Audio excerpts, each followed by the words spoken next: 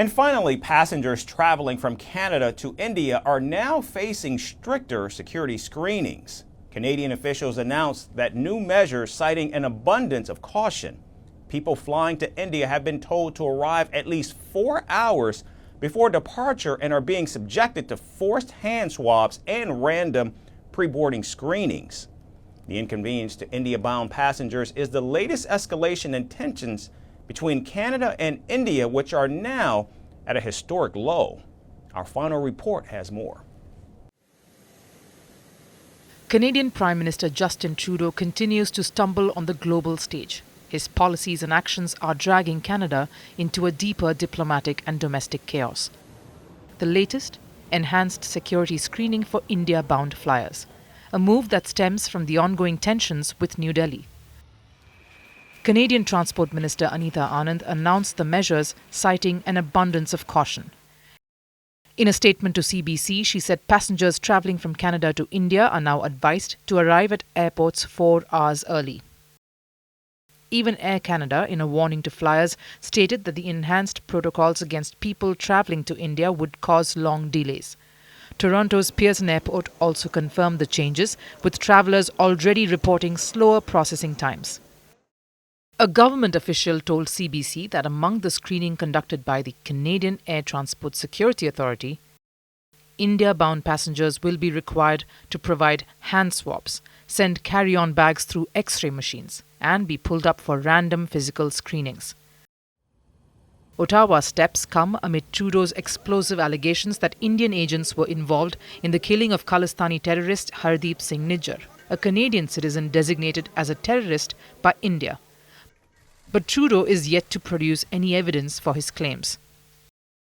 There are credible reasons to believe that agents of the government of India were involved in the killing of a Canadian on Canadian soil.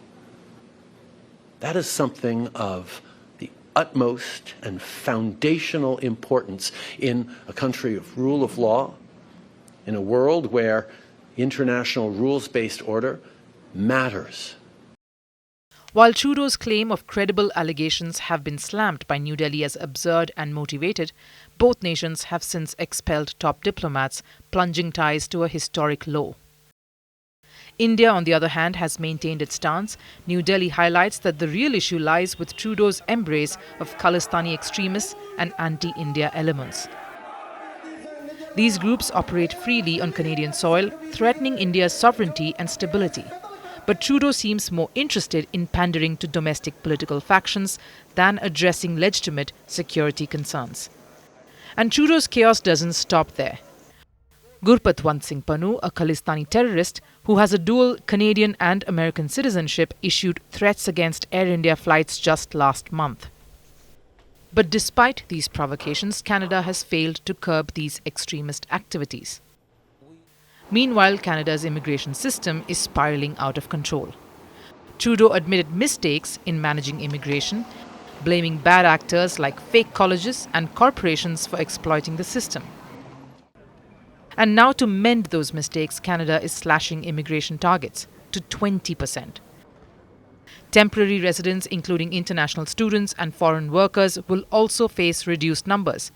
These changes disproportionately affect Indians, who are the largest group of immigrants in Canada. With each passing day, the situation only gets worse for Canada. Over 700,000 undocumented Indians are on a move to the US. Tragic stories like families freezing to death near the border highlight the human cost of Trudeau's failing policies.